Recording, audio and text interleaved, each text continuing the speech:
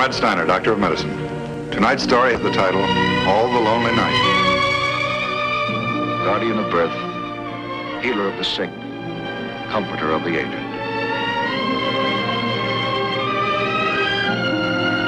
And the qualities of the worthy physician are three. The eye of an eagle, the heart of a lion, the hand of a woman.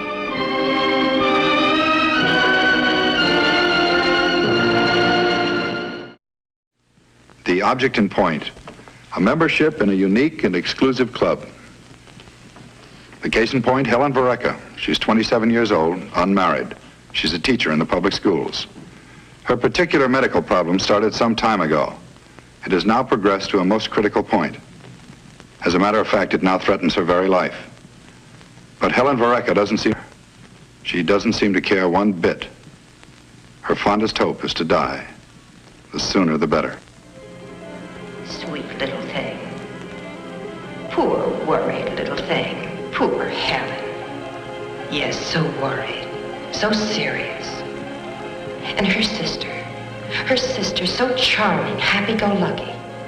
But poor Helen, like a monkey, like a sad, nervous little monkey. Poor worried little thing. Has the family been notified yet? No living relatives.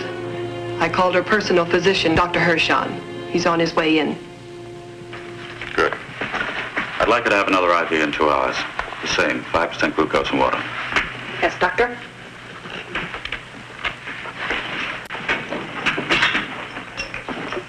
Good evening, doctor. Miss Braga.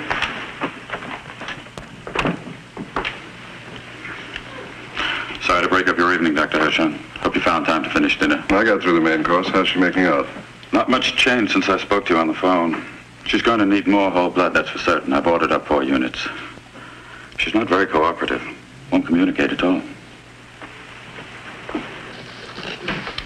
Helen, how are you feeling? Helen, are you feeling better now? Why did you come? To help you. I've been through all that. I don't want any help.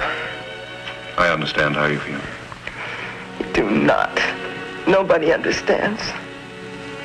You're sick, Helen. You're not going to get over this by yourself. More pain? Has she had anything for pain? Morphine, grain, a quarter, 3 hours ago. Another quarter grain of morphine to start. Something to ease the pain, Helen. I'll be back to see you in a few minutes.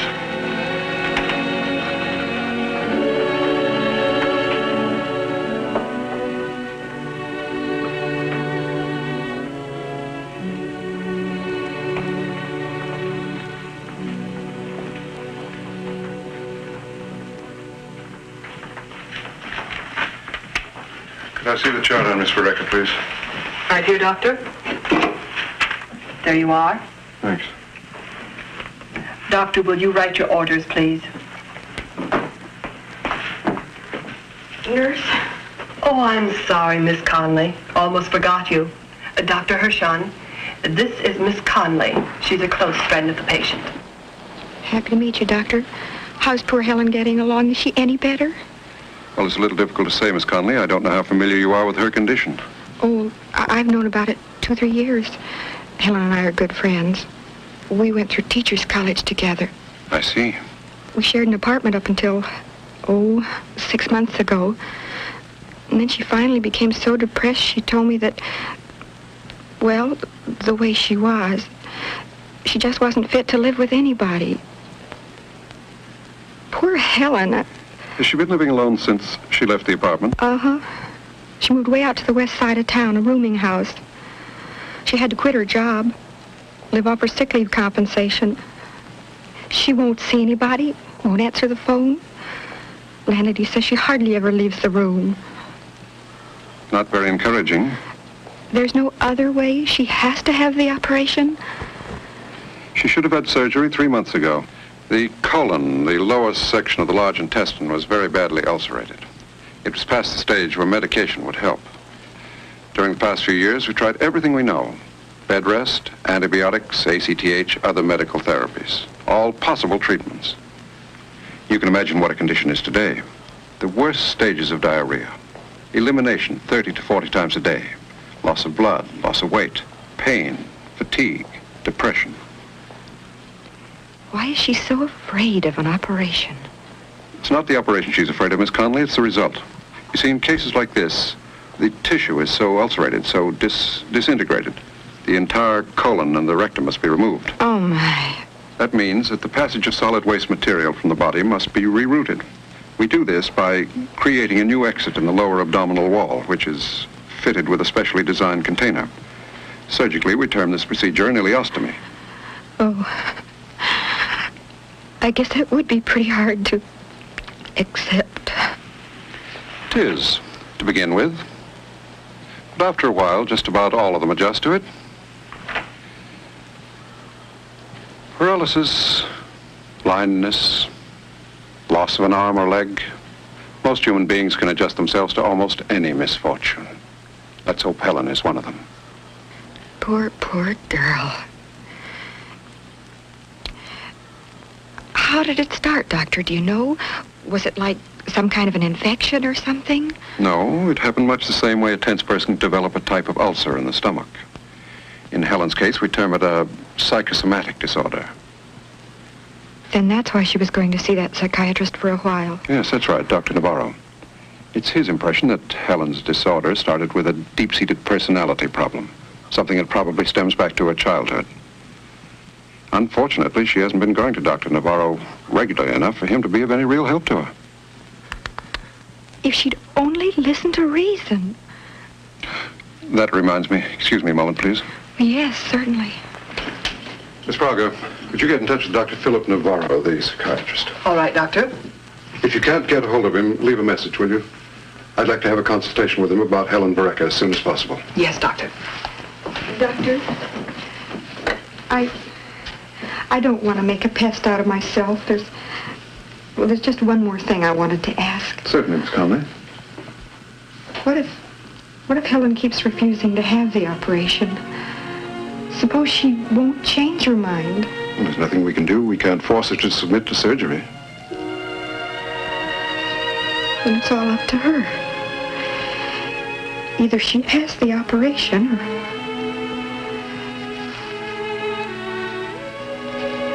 She won't die, will she? Doctor? Let's hope she changes her mind. Sweet little thing. Worried little Helen. Poor worried little Helen. And her sister, so happy, so full of fun. Her sister. It's always the way, isn't it? The happy ones die young. Her sister died young. Just broke the mother's heart. Now all she's got left is Helen. All she's got left is sad, worried little Helen. So serious. So anxious. So worried. Helen, how are you feeling, Helen? Dr. Navarro's here to see you. He wants to talk to you, Helen. Do you feel like talking? Been dreaming, Helen?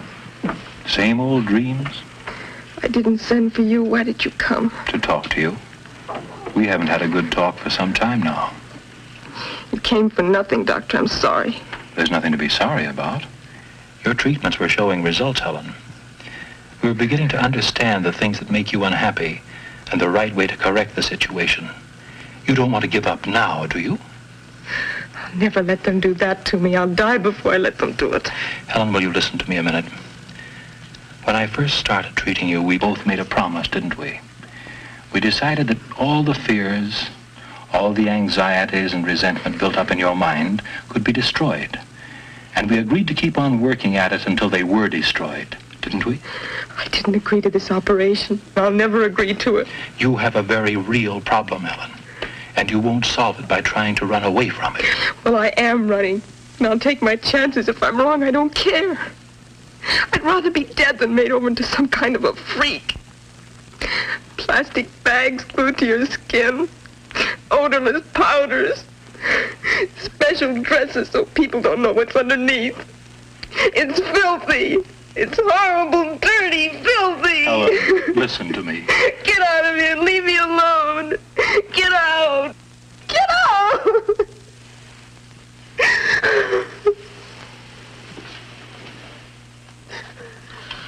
luck at all? Nothing. I'll try again after a while. I just can't seem to get through to her. I don't know how much longer we can keep her alive without surgery. Dr. Hirschon standing by?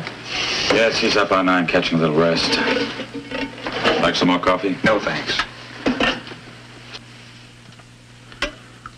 Certainly is a stubborn one, isn't she?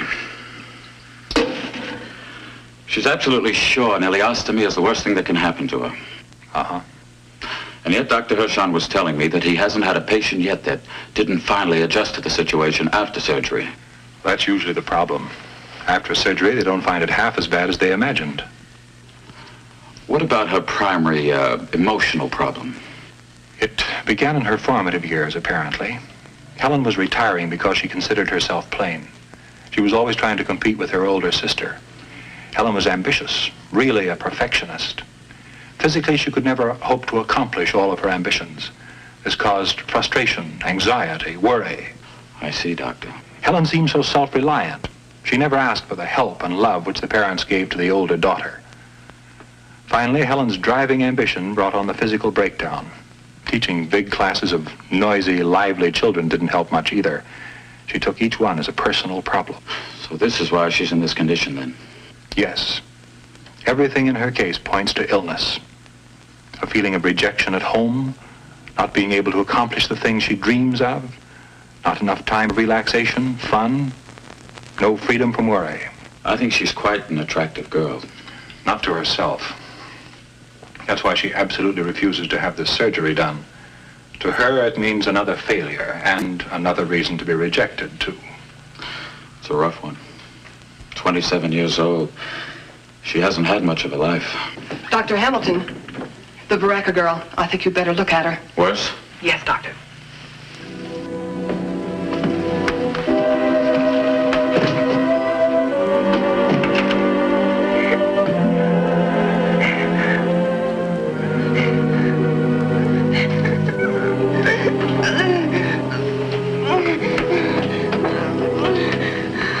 Keep your arms still, dear. You'll pull the needle out.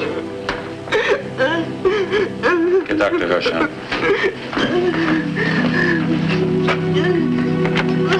Oh, I can't stand it. For God's sake, stop it. Oh. Easy, Helen. Easy now. Everything's gonna be all right. Oh, stop it. Please make it stop.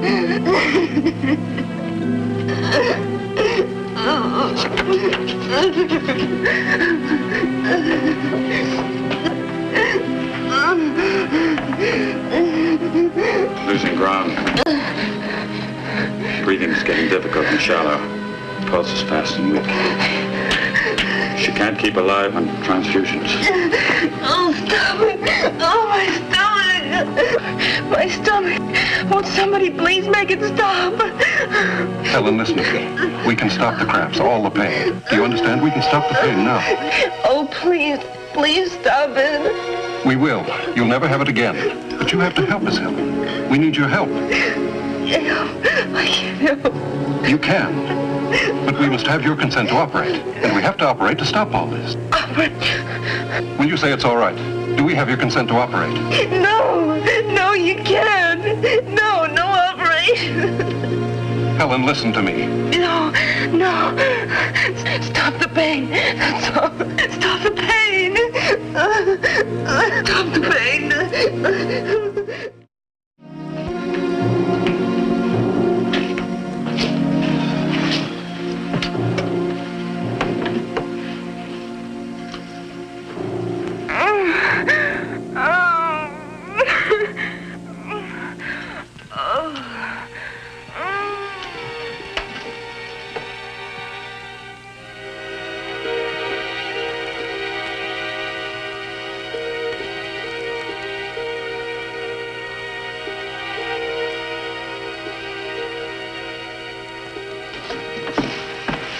Can I fix your cup of tea, doctor?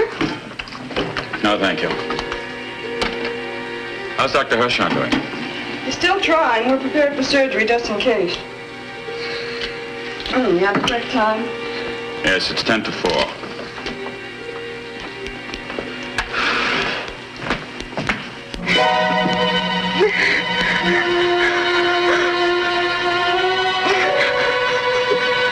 Helen. Helen, can you hear me? Helen. No.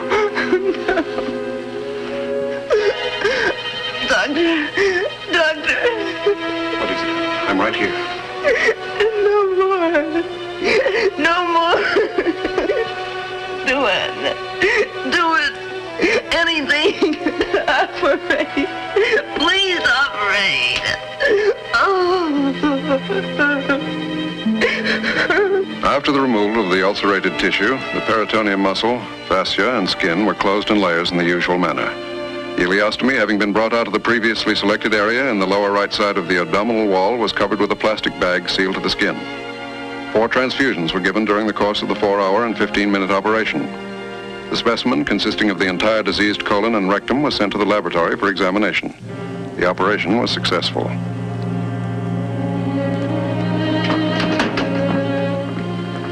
Well, one thing's for certain, Helen. It's beautiful weather for your first day out of the hospital. Is it? Open the blinds, have a look outside. Thank you, Doctor. I'll say goodbye now. Well, don't forget you have an appointment with me next Tuesday for your first surgical follow-up. I want to see you twice a week to start with, and then once a week. Pretty soon you'll be on your own. How nice. I'm sorry you still feel the way you do, Helen. You're not the first person in the world this has happened to. I know quite a few. People in public life. Performers, athletes, men and women. Practically every one of them is living a normal, useful life. Very commendable. I envy them. Don't envy them, imitate them. Your case isn't unique. Why, there are people in this hospital right now with more trouble and heartache than you'll ever dream of. Little children, old people, young adults. You have your special problem. And like those youngsters and old people, you'll have to face up to it. You'll have to learn to live with it. Thank you, Doctor. Goodbye.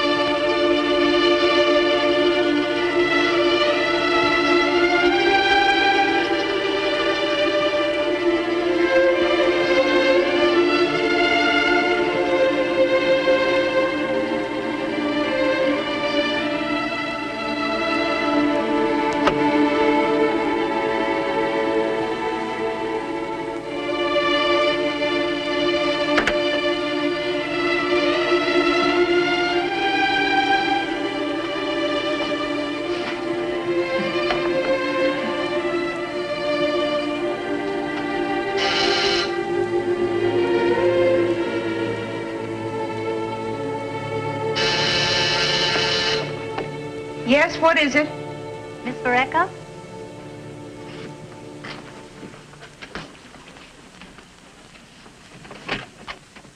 Yes? Oh, Miss Vereka, I'm Marion Castle. I'd like to talk to you for a minute, if you don't mind. What about? What do you want? Well, it'll only take a few minutes. It's personal. May I come in, please? Well, I'm sorry, but I'm not feeling too well today. What is it you want? Well, I'm a friend of Dr. Hirschon's. Please, I've come quite a long way to see you. Please, may I come in?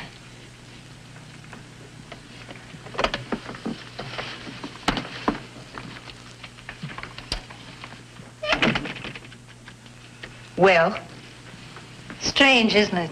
The way we behave at first. What are you talking about? I started painting pictures all by myself in the back room. Of course, I couldn't draw for sour apples, but that didn't faze me. My first masterpiece was a portrait of myself. You should see it. Looks like an old witch on Halloween. All that's missing is a broom. I'm sorry, Mrs. Castle. I'm busy. What do you want? 2 things, Helen. But first of all, I'd like to talk to you about your operation. You know the standing joke, women love to compare operations. Very funny joke. Would you mind leaving, Mrs. Castle? Oh, come off it, Helen. Let down the hair for a few minutes, will you? It's been over 2 months since your operation.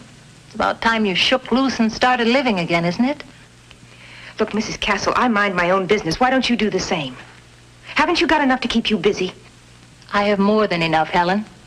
I have a husband and 3 boys and a little 2x4 chicken ranch. I'm a plain old housewife 90% of the time. But every once in a while, I trade in my blue jeans for a dress and try to act like a clubwoman. That's Dr. Hirschon's idea. He loves to manage people's lives, doesn't he? Only when he thinks he can help them. You see, the doctor and I are trying to form a little club here in town, and we'd like you to be one of its charter members. I'm not a joiner. I like my life the way it is. Now, would you go, please, Mrs. Castle? I'm busy. I'm a Class A flop at this recruiting stuff, aren't I? I'm sure you'd like the club, Helen. Why don't you give it a fling? It's going to be very exclusive, and only ileostomy cases can join. Well, now, isn't that just too noble of you, Mrs. Castle? And what will you have your club members do? Sit around and cry on each other's shoulders while you pat their heads and tell them it's not so bad after all? Very charitable. I bet it gives you a wonderful feeling of accomplishment. A room full of freaks having a gay party, laughing and dancing, pretending they're normal, they're just like anybody else. Oh, how can you be so smug? What do you know about it anyway? Because I'm one of those freaks, Helen. I've been one for 12 years. That's how much I know about it.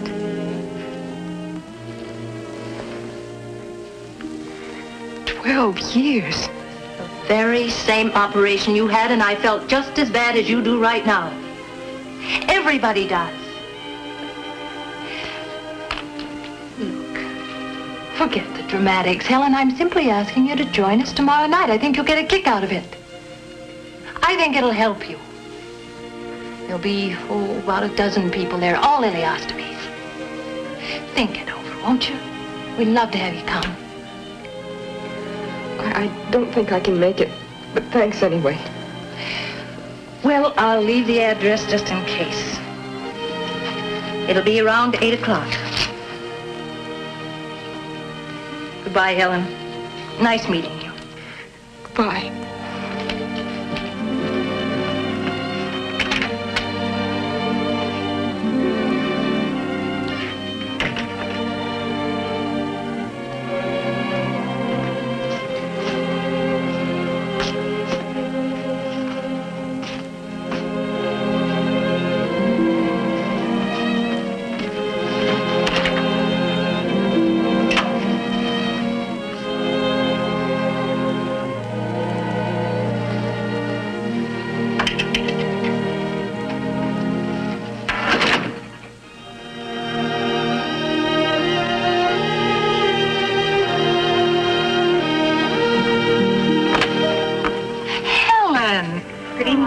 Well, come on in.